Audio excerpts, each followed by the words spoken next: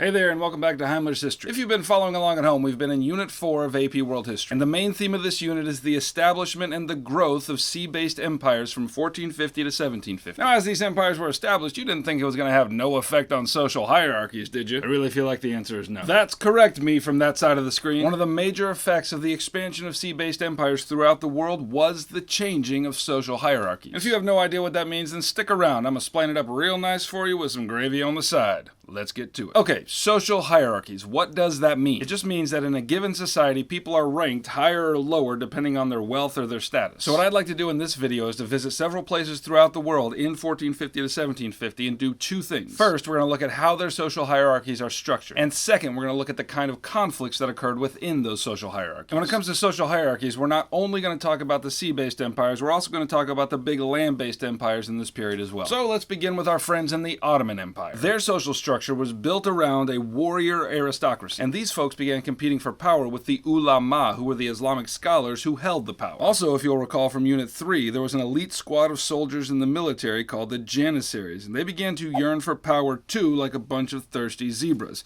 And in some cases, they staged coups to overthrow the sultan. And one of the reasons there was so much unrest during this period with the Ottomans is because they suffered from a string of very incapable sultans. And that reality gave rise to a power shift in the sultanate. It was during this time that viziers, who were advisors to the sultans, began to consolidate power for themselves. And if that sounds familiar, it's basically the subplot to Aladdin. The sultan is a man-child who plays with toys instead of wisely administering his kingdom, and Jafar is the shrewd and cunning vizier who does all the real decision-making. Now, as far as I know, Aladdin isn't a true story, so please don't use Jafar as an illustrative example in one of your essays. Okay, now let's talk about the place that women and minorities held in the Ottoman social structure. And in terms of minorities, let's talk about the Jews. And in case you didn't know, the Jews were expelled from Spain in 1492.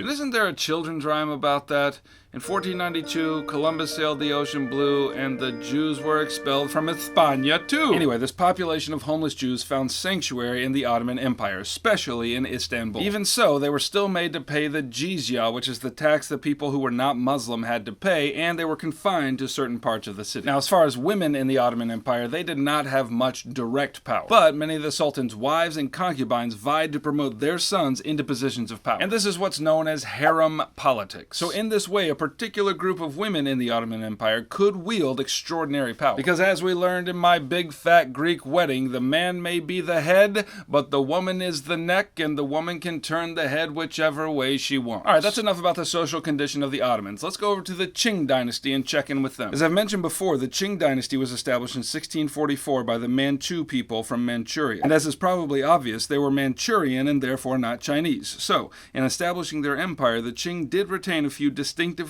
Chinese institutions like the civil service examination and the bureaucracy. And partially this was to legitimize their power in the sight of the Chinese population that they ruled over. And as is probably clear by that statement, the majority of China's population was, Chinese. And specifically, they were Han Chinese. And the Qing, to put it lightly, weren't that into tolerating Han culture. Now, if you didn't work for the government, you could kind of wear anything you wanted. But if you did work for the government, it was a different story altogether. If you worked for the government, men were required to wear their hair in the traditional braided queues of the Manchurians.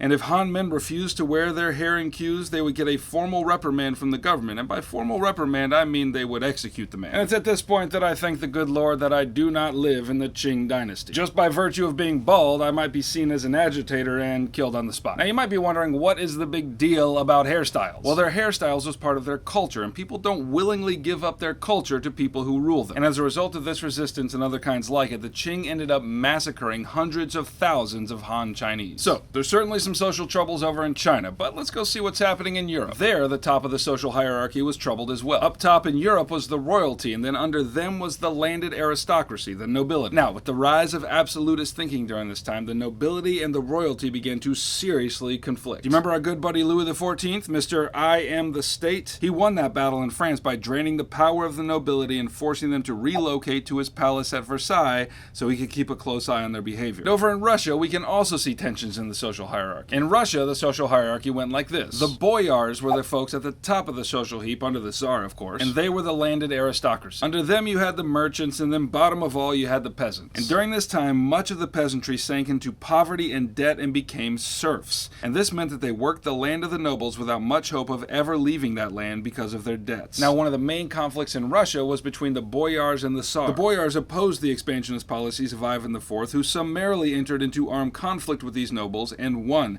As a result of this victory, Ivan confiscated their land and forced them to relocate to Moscow, where they lived under Ivan's great lidless eye. And finally, we need to visit the Americas. Over here, it was a completely new social hierarchy occasioned by the introduction of Europeans to the West. In the Americas, it was a social hierarchy based on ancestry and race, and if you want a name for it, it was called the casta system. And the casta system was organized thusly. On top were the peninsulares, which is to say those who were born on the Iberian Peninsula, which is to say Europe. Next down were the criollos, which were Europeans born in the Americas. Next down were the castas, who were those of mixed ancestry, and the castas made up a further hierarchy within themselves. First was the mestizos, who were mixed European and indigenous ancestry. Second were the mulattoes, who were of mixed European and African ancestry. Third were the zombos, which were of mixed indigenous and African ancestry.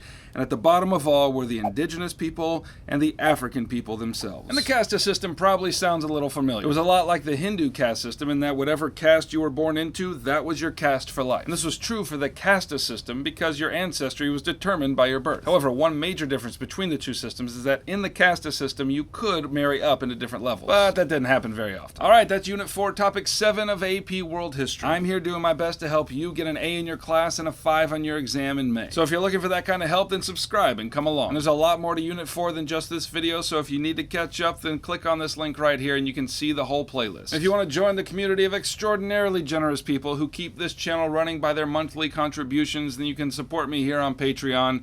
Heimler out.